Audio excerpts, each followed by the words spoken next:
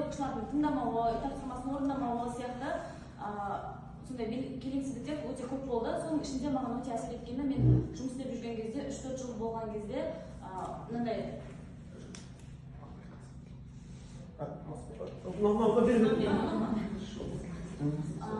тапсырма берген болатын оқушыларға құндылықтар ағашы деген. Ол негізі орыс сыныптары болды, бірақ оның ішінде де қазақ балалар жағдай аралас қой барлығы. Құндылықтар ағашы деген ағаш береміз оқушыларға, құндылықтарға байланысты тақырыпта. Оның ішінде материалдық құндылықтар, ақша, байлық, білім, денсаулық, отбасы, тіпті көп балалы отбасы болуы деген сияқты әртүрлі құндылықтар болды. Сол кезде оқушылардың өте көп бөлігі материалдық құндылықтарды жоғары жағынан, мысалы жоғары деген сол төменде тамыр жағынан, ал адамдармен достық, жақсы қарым-қатынас, отбасы деген сияқты құндылықтарды қатты қажет емес деген. Сосын мен таң қалдым да, оны параллель класстарға да алып көрдім. Сонда параллель класстарда осылай орындап шықты. Сол кезде және бұл біраз жыл бұрын, 5-6 жыл бұрын болған болса да, қазіргі таңда да бұл мен үшін өзекті болып тұр. Өйткені біздің оқушыларымыз мысалы осы 10-шы класста бірге бір сынып болып бірге, оған дейін басқа жақтарда оқиды, немесе 1-ші класстан барып бірге оқымаған, олардың ішінде бір-біріне деген бауырмалдық жоқ. Сонымен бірге оқушылардың бойында қазіргі кезде де біз мысалы әртүрлі тақырыптарды талдаған кезде оларда ұлттық құндылықтарға деген бір жақынға жанашырлық деген, немесе тіпті бір-бірін сыйлауға деген сондай бір құндылықтардың аз екенін байқап жатамыз. Енді біздің халқымызда мынандай бір сөз бар: сен балаңды өзіңнің тәрбиеңмен тәрбиелеме, сен ұлтыңның тәрбиесімен тәрбиеле деген. Енді бізде жасанды интеллект деген, жаңа технология деген өте жақсы. Біз әлемнің дамуынан, жаһанның дамуынан қалып кетпеуіміз керек, бірақ бізге сонымен бірге ұлттық құндылық деген нәрсе де өте қажет. Кешеден бері ойланған кезде мен жаңағы осы ұлттық құндылықтардың, жалпы құндылықтардың оқушыларды бағаламауы осы менің ойыма орала берді, сондықтан мен осы тақырыпты таңдап алдым. Енді сабақтың басында бұл бізде оқушылардың бір-біріне деген жағымды пікір айтуынан осылай бастасақ, мен өзім солай бастаған кезде оқушылардың арасында сондай бір бауырмалшылдықты сәл-сәл болса да бауырмалшылдықтың дәнін егуге болады. Өйткені жоғарыда айтқандай оқушылар енді ғана 11 сыныпта бір сынып болып бірге, немесе 10 сыныпта бір сынып болып бірге кетті, олардың арасында бір жақындық жоқ.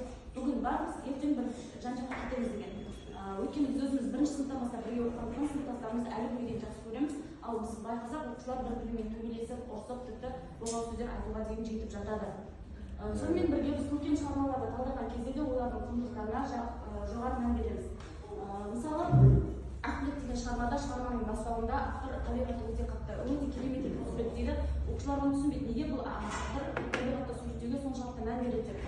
Сол арқылы, мысалы, сол кездегі табиғат суреттеп тұр ғой 20-шы ғасырдың басындағы. Сол арқылы біз қазір осы табиғатты қорғауымыз керек деген нәрсені біз оқушыларға үйрете аламыз. Сонымен бірге екі бауырдың арасындағы жанашырлық, Ақбілекке ағасының көмектесуі, немесе ананың балаға деген бауырмалдығы, жеңге институты деген нәрсе бар. Бізде ол қазір көп айтылмайды, немесе жеңге мен қайынсіңлінің арасында ондай қатты жақындық жоқ. Бірақ Ақбілек шығармасында жеңгесінің Ақбілекке деген бауырмалдығын түсіндіру арқылы оқушыларға не істеуге болады? Сондай бір бізде жақсы қарым-қатынас болған. Қазірде де соны біз не істеуіміз керек, жалғастыруымыз керек деген сияқты шығармалардың құндылықтарына осылай оқушыларды баурай аламыз. Шығармашылық жұмыс арқылы үйрету, оны қазір көрсетемін. Сонымен бірге біз шығармаларда, мысалы, күлдір кісінетіп Бейтемірге 1-ші толғау деген шығармалар 8-ші сыныпта оқытылады. Біз оны тек қана бұрындары бізге мұғалімдер жаттататын еді шығарманы. Жаттау арқылы ол мүмкін 1 жыл, 2 жыл есінде қалуы мүмкін, ал одан кейін оқушының есінен жатталған нәрсе шығып кетеді.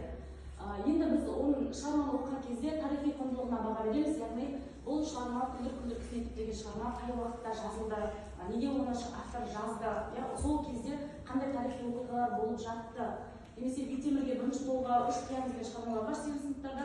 Яғни бұл шығармалар болған кезде қандай тарихи оқиғалар болды, неге осы жерлерді Маңғыстаудың бойын, неге қанды қиян деп айтады. Яғни біз осы мәселелерге көбірек тоқталып, сол тарихи оқиғалармен байланыстырып өтеміз. Яғни бұл шығармаларды талдау кезіндегі құндылықтарға баулу.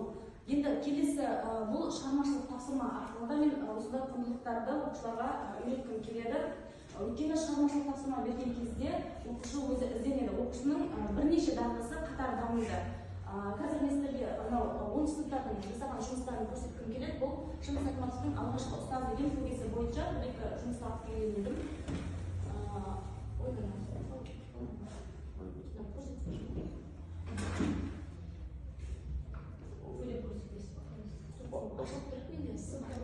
Бул жакта ашылмайды болбу. Ашылмайбы?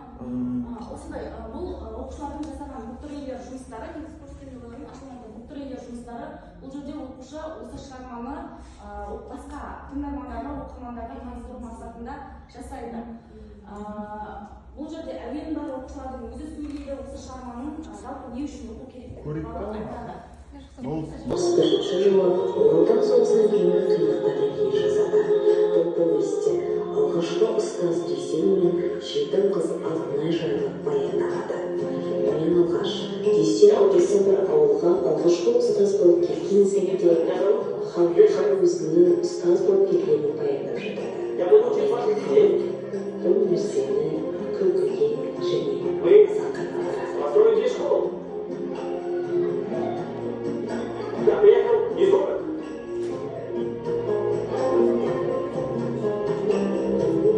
Я учитель. Я готов сделать как сам.